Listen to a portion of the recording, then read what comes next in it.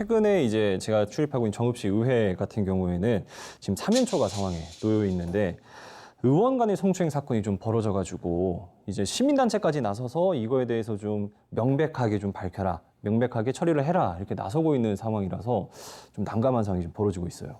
좀 개요를 좀 잠깐 설명해 드리면 이제 정읍시의 한 이제 남성 의원이 이제 동료 의원을 이제 성추행했다는 이제 고소장이 검찰에 좀 접수가 된 상태고요. 2월 13일 날에. 네, 그리고 이 고소장에는 이제 회식 장소 그리고 이제 좀 다른 부분에서 이제 그 해당 의원이 자신을 성추행을 좀 하고 그다음 성추행을 좀 암시하는 말들을 좀 상당히 많이 해왔다 좀 이런 내용이 좀 담겨 있는 것을 좀 알려졌고요.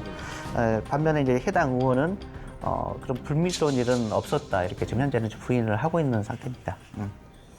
그러니까 이게 좀 이제 의원 간의 성추행 사건이라는 게 좀 어떻게 보면 시의회의 위상을 떨어뜨리는 일이기도 하잖아요. 그렇죠.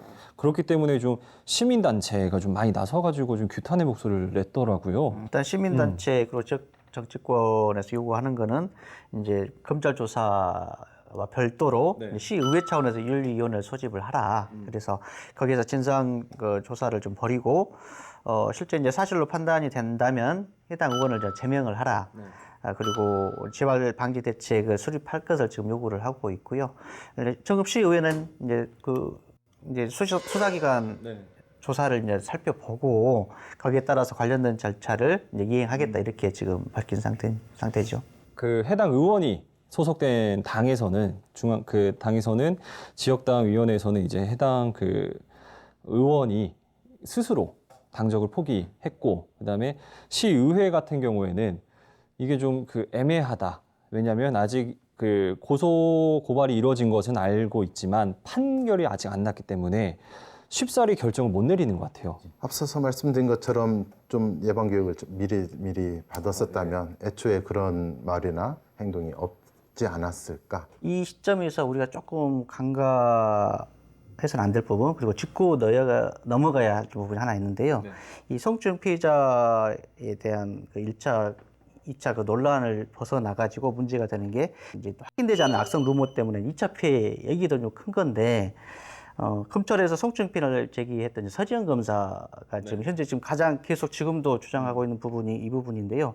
현재까지 지금 2차 피해를 보호할 수 있는 법률 그리고 2차 가해자에 대한 처벌 규정이 지금 현재 미비합니다. 이 때문에 이제 이번 기회를 좀 경유를 해서 2차 피해를 줄일 수 있는 이제 법안이 좀 보완이 좀 돼야 되는 좀 시점이 온 것 같습니다.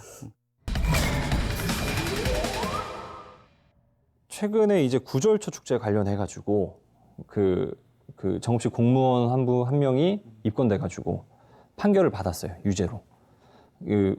그 시공업체한테 뇌물을 받아가지고 좀 편의를 봐줬다. 근데 거기에 또 정읍시 의회 의원 한 명이 또 연관돼 있어가지고 지금 조사를 받고 있고, 그다음에 욕설 논란도 있었고, 그다음에 외유성 관광 그 출장 논란도 있어가지고 이러한 것들이 좀 쌓여서 지금 이제 이 사건을 폭발한 게 아니냐 이렇게 보는데.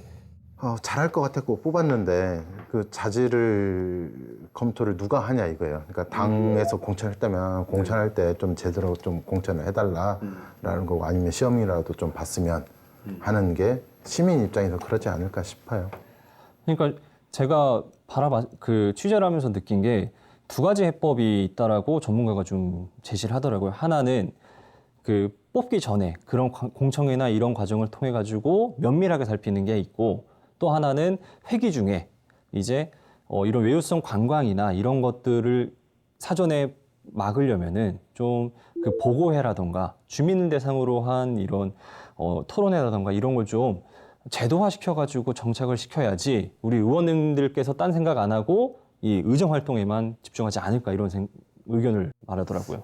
예전에 그 전주시 의장을 하셨던 분과 토론을 그 외유성 뭐 해외 연수권 때문에 토론을 한 적이 있었는데 네.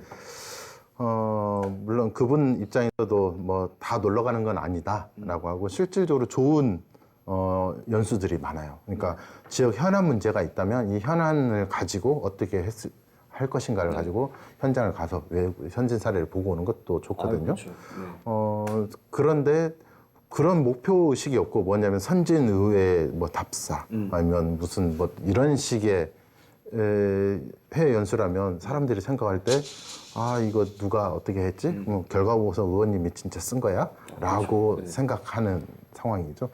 좀 그게 그런데 많아요. 문제는. 특히 이제 최근까지 이제 문제가 되고 있는 게 이제 코로나 확산 시점이 1월 말 2월 이 사이에도 논란이 됐었죠. 네, 또 논란되고 다녀오셔가지고 많았죠. 특히 이제 충남 쪽 13개 시군의회 의장님들이 한꺼번에 이제 동유럽 3개국 다녀오시면서 아주 여론에 이제 분배를 전국적으로 마셨는데, 네. 코로나가 퍼질 줄 몰랐었겠죠. 예측을 못 하시니까 네, 또 네. 의정 우리 활동하시느라 전북도의 의장님도 비슷한 시기에 발트 3국으로 연수를 다 가셨어요. 근데 네. 여론이 악화된 걸 보고 급하게 귀국을 하셨어요. 하지만 다녀와서 판단력이 좋으신 것 같아요. 저기 귀국을 했지만 네. 이제 의장 사퇴하라 좀 압박도 좀 많이 받았고 계십니다. 그리고 이 기초의회마다 좀 일회성 논란이 일고 있는데 네. 이제 뭐 결국은 이제 해외 연수를 폐지하라 이제 국민청원까지 지금 현재 나온 상태입니다. 그러니까 선진의회 답사는 좀 없애는 걸로 하고 구체적인 내용을 가지고 전문가들하고 직접 가서 토론하고 일 끝나면 바로 귀국할 수 있게 하면 되지 않을까요? 그러면 안 갈 수도 있을 거예요. 그렇죠. 피곤하시니까. 돌아와서 할 일이 더 많으면 또 피곤하시니까 안 갈 수 있을 것 같은데